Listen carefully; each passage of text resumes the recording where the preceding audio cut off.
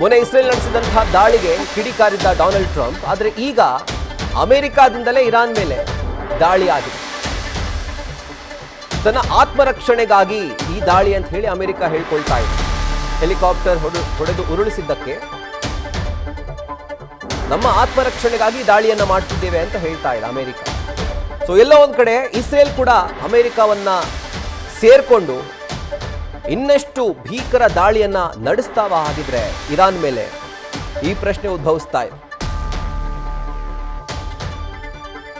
ಆದ್ರೆ ಇಸ್ರೇಲ್ ಏನೋ ಒಂದು ದಾಳಿಯನ್ನ ಮಾಡಿತ್ತು ಲೆಬನಾನ್ ಮೇಲೆ, ತನ್ನ ಹೆಲಿಕಾಪ್ಟರ್ ಅನ್ನ ಇರಾನ್ ಹೊಡೆದು ಹಾಕಿದೆ ಅನ್ನುವಂತಹ ಕಾರಣಕ್ಕೆ ಈಗ ಮತ್ತೊಮ್ಮೆ ಅಮೆರಿಕ ಇರಾನ್ ಮೇಲೆ ಮುಗಿಬಿದ್ದಿದೆ. ಸೊ ಇಸ್ರೇಲ್ಗೆ ಒಂದು ರೀತಿಯಾದಂತಹ ಗ್ರೀನ್ ಕಾರ್ಡ್ ಸಿಕ್ಕದಂತೆ ಆಯಿತು. ಇಸ್ರೇಲ್ ಕೂಡ ಅಮೆರಿಕ ಜೊತೆ ಸೇರಿಕೊಂಡು ಇನ್ನಷ್ಟು ತೀವ್ರವಾಗಿ ಇರಾನ್ ಮೇಲೆ ಮುಗಿಬೀಳುತ್ತಾ ಕಾದ್ ನೋಡಬೇಕು. ಬಟ್ ಈಗ ಸದ್ಯಕ್ಕೆ ಅಮೆರಿಕ ಮಾತ್ರವೇ ಇರಾನ್ ಮೇಲೆ ಏಕಾಂಗಿಯಾಗಿ ದಾಳಿಯನ್ನು ನಡೆಸ್ತಾ ಇದೆ. ಆದರೆ ಇಸ್ರೇಲ್ ಕೈ ಜೋಡಿಸಿದ್ರು ಕೂಡ ಯಾವುದೇ ರೀತಿಯಾದಂತಹ ಅಚ್ಚರಿ ಇಲ್ಲ. ಇದರ ಕುರಿತಾಗಿ ಡೀಟೇಲ್ಸ್ ಅನ್ನ ಕೊಡ್ತಾ ಹೋಗ್ತಾರೆ ನಮ್ಮ ಪ್ರತಿನಿಧಿ ಚಂದ್ರಮೋಹನ್. ಈಗ ಲೈವ್ ನಲ್ಲಿ ಜಾಯಿನ್ ಆಗ್ತಾ ಇದ್ದಾರೆ. ಚಂದ್ರಮೋಹನ್, ಈಗ ಎಲ್ಲೋ ಒಂದು ಕಡೆ ಇಡೀ ಜಗತ್ತಿನ ಒಂದು ನಿರೀಕ್ಷೆ ಇತ್ತು ಯುದ್ಧ ಎಲ್ಲೋ ಒಂದು ಕಡೆ ನಿಲ್ಲುತ್ತೆ ಅಂತ. ಯಾಕಂದ್ರೆ ಡೊನಾಲ್ಡ್ ಟ್ರಂಪ್ ಅವರು ಪದೇ ಪದೇ ಹೇಳ್ತಾ ಇದ್ರು ಆಲ್ಮೋಸ್ಟ್ ಆಗ್ತಾ ಇದೆ, ಆಲ್ಮೋಸ್ಟ್ ಒಪ್ಕೊಂಡ್ಬಿಟ್ಟಿದ್ದೀವಿ, ಇರಾನ್ ಕೂಡ ಒಪ್ಕೊಂಡಿದೆ ಅಂತೆಲ್ಲ. ಆದ್ರೆ ಈಗ ಮತ್ತೊಮ್ಮೆ ಯುದ್ಧದ ಕಿಡಿ ಹೊತ್ಕೊಂಡಿರುವಂಥದ್ದು, ಆ್ಯಂಡ್ ಈ ಯುದ್ಧಕ್ಕೆ ಎಂಡೇ ಇರೋದಿಲ್ವಾ ಅಂತ. ಹೌದು ರಾಹುಲ್, ಈಗ ಮುಖ್ಯವಾಗಿ ಅಮೆರಿಕ ಮತ್ತು ಇರಾನ್ ನಡುವೆ ಶಾಶ್ವತ ಕದನ ವಿರಾಮ ಒಪ್ಪಂದ ಏರ್ಪಡುತ್ತೆ ಅನ್ನೋ ನಿರೀಕ್ಷೆಯಲ್ಲಿ ಜಗತ್ತಿತ್ತು. ಅಮೆರಿಕದ ಅಧ್ಯಕ್ಷ ಡೊನಾಲ್ಡ್ ಟ್ರಂಪ್ ಅವರು ಕೂಡ ಶಾಂತಿ ಮಾತುಕತೆಗಳು ಅಂತಿಮ ಹಂತದಲ್ಲಿವೆ, ಇನ್ನೇನಿದ್ರು ಕೂಡ ಅಂತಿಮವಾದಂಥ ಫೈನಲ್ ಟಚ್ ಅನ್ನ ಈ ಒಪ್ಪಂದಕ್ಕೆ ನೀಡಬೇಕಾಗಿದೆ. ಹಾಗಾಗಿ ಅಮೆರಿಕ ಮತ್ತು ಇರಾನ್ ನಡುವಿನ ಯುದ್ಧಕ್ಕೆ ಅಂತಿಮವಾದಂಥ ತೆರೆಯನ್ನು ಎಳೆಯಲಾಗುತ್ತೆ ಅನ್ನೋ ಒಂದು ಮಾತನ್ನು ಹೇಳಿದರು. ಜೊತೆಗೆ ಕೆಲವು ದಿನಗಳ ಹಿಂದೆ ಅಷ್ಟೇ ಇಸ್ರೇಲ್ ದೇಶ ಮತ್ತೆ ಇರಾನ್ನ ಮೇಲೆ ದಾಳಿಯನ್ನು ನಡೆಸಿತ್ತು. ಆ ರೀತಿಯಾಗಿ ದಾಳಿಯನ್ನು ನಡೆಸಬಾರ್ದು, ಇರಾನ್ ಮೇಲೆ ಇಸ್ರೇಲ್ ನಡೆಸಿರುವಂಥ ದಾಳಿಯನ್ನು ತಕ್ಷಣವೇ ನಿಲ್ಲಿಸಬೇಕು ಅಂತೇಳಿ ಅಮೆರಿಕದ ಅಧ್ಯಕ್ಷ ಡೊನಾಲ್ಡ್ ಟ್ರಂಪ್ ಅವರೇ ಇಸ್ರೇಲ್ನ ಪ್ರಧಾನಿ ಬೆಂಜಮಿನ್ ನೇತನ್ಯಾಹು ಅವರಿಗೂ ಕೂಡ ಹೇಳಿದರು. ಬೆಂಜಮಿನ್ ನೇತನ್ಯಾಹು ಕೂಡ ಕಠಿಣ ಶಬ್ದಗಳನ್ನು ಉಪಯೋಗಿಸಿನೇ ಡೊನಾಲ್ಡ್ ಟ್ರಂಪ್ ಹೇಳಿದರು, ನಾವು ಹೇಳ್ದಂಗೆ ಕೇಳಬೇಕು, ಕೇಳದೇ ಇದ್ರೆ ಪರಿಣಾಮ ನೆಟ್ಟಗಿರಲ್ಲ ಅನ್ನೋ ರೀತಿಯಲ್ಲೇ ಬೆಂಜಮಿನ್ ನೇತನ್ಯಾಹು ಕೂಡ ವಾರ್ನಿಂಗ್ ಅನ್ನ ಅಮೆರಿಕದ ಅಧ್ಯಕ್ಷ ಡೊನಾಲ್ಡ್ ಟ್ರಂಪ್ ಅವರು ಕೊಟ್ಟಿದ್ರು. ತಮ್ಮ ಮಿತ್ರ ರಾಷ್ಟ್ರ ಇಸ್ರೇಲ್ನ ಪ್ರಧಾನಿಯನ್ನು ಬಿಡದೇ ವಾರ್ನಿಂಗ್ ಅನ್ನ ಡೊನಾಲ್ಡ್ ಟ್ರಂಪ್ ಅವರು ಕೊಟ್ಟಿದ್ರು. ಆದ್ರೀಗ ಅದೇ ಅಮೆರಿಕ ದೇಶವೇ ಈ ಅಮೆರಿಕದ ಅಧ್ಯಕ್ಷ ಡೊನಾಲ್ಡ್ ಟ್ರಂಪ್ ಅವರ ಸೂಚನೆಯ ಮೇರೆಗೆ ಈಗ ಇರಾನ್ನ ಮೇಲೆ 100ಕ್ಕೂ ಹೆಚ್ಚು ಕ್ಷಿಪಣಿ ದಾಳಿಯನ್ನು ನಡೆಸಿದೆ. ಮುಖ್ಯವಾಗಿ ಹೊರ್ಮುಜ್ ಜಲಸಂಧಿಯ ಬಳಿಗೆ ಅಮೆರಿಕದ ಅಪಾಚೆ ಹೆಲಿಕಾಪ್ಟರ್ ಬಂದು ಹಾರಾಟವನ್ನು ನಡೆಸ್ತಾ ಇತ್ತು. ಈ ಅಪಾಚೆ ಹೆಲಿಕಾಪ್ಟರ್ನ ಇರಾನ್ ಹೊಡೆದುಳಿಸಿದೆ. ತನ್ನ ಡ್ರೋನ್ಗಳನ್ನು ಬಳಸಿಕೊಂಡು ಇರಾನ್ನ ಸೇನೆ ಈ ಅಪಾಚೆ ಹೆಲಿಕಾಪ್ಟರ್ನ ಹೊಡೆದುಳಿಸಿದೆ. ತನ್ನ ದೇಶದ ಅಪಾಚೆ ಹೆಲಿಕಾಪ್ಟರ್ನ ಹೊಡೆದುಳಿಸಿದ್ದಕ್ಕೆ ಪ್ರತಿಯಾಗಿ ಈಗ ಅಮೆರಿಕ 100ಕ್ಕೂ ಹೆಚ್ಚು ಡ್ರೋನ್ ದಾಳಿಯನ್ನು ಇರಾನ್ ದೇಶದ ಮೇಲೆ ನಡೆಸ್ತಾ ಇದೆ.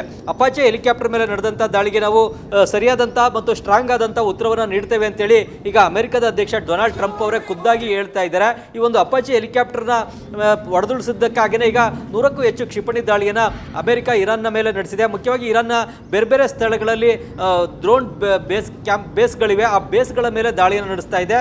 ಜೊತೆಗೆ ಏರ್ ಡಿಫೆನ್ಸ್ ಸಿಸ್ಟಮ್ಗಳಿವೆ, ಆ ಏರ್ ಡಿಫೆನ್ಸ್ ಸಿಸ್ಟಮ್ಗಳನ್ನು ಗುರಿಯಾಗಿಸಿಕೊಂಡು ಅಮೆರಿಕ ದಾಳಿಯನ್ನು ನಡೆಸ್ತಾ ಇದೆ. ಮುಖ್ಯವಾಗಿ ಇರಾನ್ನ ಸೇನೆ ಚೀಪ್ ಡ್ರೋನ್ಗಳನ್ನು ಉತ್ಪಾದನೆಯನ್ನು ಮಾಡಿ ಡ್ರೋನ್ಗಳ ಮೂಲಕ ವೈರಿಗಳ ಮೇಲೆ ದಾಳಿಯನ್ನು ನಡೆಸ್ತಾ ಇದೆ. ವಿಶೇಷವಾಗಿ ಇಸ್ರೇಲ್ನ ಮೇಲೆ ಆಗ್ಬೋದು, ಜೊತೆಗೆ ಅಮೆರಿಕದ ಮಿತ್ರ ರಾಷ್ಟ್ರಗಳ ವಾಯುನೆಲೆಗಳ ಮೇಲೆ ದಾಳಿಯನ್ನು ನಡೆಸ್ತಾ ಇತ್ತು. ಹಾಗಾಗಿ ಒಂದು ಡ್ರೋನ್ ಬೇಸ್ಗಳನ್ನು ನಾಶಪಡಿಸುವಂಥ ಕೆಲಸವನ್ನು ಈಗ ಅಮೆರಿಕ ಮಾಡ್ತಾ ಇದೆ. ಜೊತೆಗೆ ಈ ಇರಾನ್ ದೇಶದಲ್ಲಿ ಇರತಕ್ಕಂತಹ ಏರ್ ಡಿಫೆನ್ಸ್ ಸಿಸ್ಟಮ್ಗಳನ್ನು ನಾಶ ಮಾಡಿದ್ರೆ ಇರಾನ್ ದೇಶಕ್ಕೆ ಯಾವುದೇ ವಾಯು ರಕ್ಷಣಾ ವ್ಯವಸ್ಥೆ ಇರೋದಿಲ್ಲ ಅನ್ನೋ ಕಾರಣಕ್ಕಾಗಿ ಏರ್ ಡಿಫೆನ್ಸ್ ಸಿಸ್ಟಮ್ಗಳನ್ನು ಕೂಡ ನಾಶ ಮಾಡುವಂಥ ಕೆಲಸವನ್ನು ಅಮೆರಿಕ ಮಾಡ್ತಾ ಇದೆ. ಇದರಿಂದಾಗಿ ಈಗ ಅಮೆರಿಕ ಮತ್ತು ಇರಾನ್ನ ನಡುವೆ ತೆರೆಮರೆಯಲ್ಲಿ ನಡೀತಾ ಇದ್ದಂಥ ಈ ಶಾಂತಿ ಮಾತುಕತೆಗಳು ಕೂಡ ಧಕ್ಕೆ ಆಗುತ್ತೆ, ಅವುಗಳು ಕೂಡ ಯಶಸ್ವಿ ಆಗೋದಿಲ್ಲ. ಯಾಕಂತಂದ್ರೆ ಶಾಂತಿ ಮಾತುಕತೆಗಳು ನಡೀಬೇಕು ಅಂದ್ರೆ ಎರಡು ದೇಶಗಳ ನಡುವೆ ಪರಸ್ಪರ ನಂಬಿಕೆ, ವಿಶ್ವಾಸ ಇರಬೇಕಾಗುತ್ತೆ. ತಾತ್ಕಾಲಿಕ ಕದನ ವಿರಾಮವನ್ನು ಗೌರವಿಸಬೇಕಾಗುತ್ತೆ. ಅದನ್ನು ಗೌರವಿಸಿ ಯಾವುದೇ ದಾಳಿ ಪ್ರತಿದಾಳಿಯನ್ನು ನಡೆಸಬಾರ್ದು. ಆದ್ರೀಗ ಈ ಅಮೆರಿಕ ಮತ್ತು ಇರಾನ್ ಎರಡು ದೇಶಗಳು ಕೂಡ ದಾಳಿ ಮತ್ತು ಪ್ರತಿ ದಾಳಿನಲ್ಲಿ ತೊಡಗಿವೆ.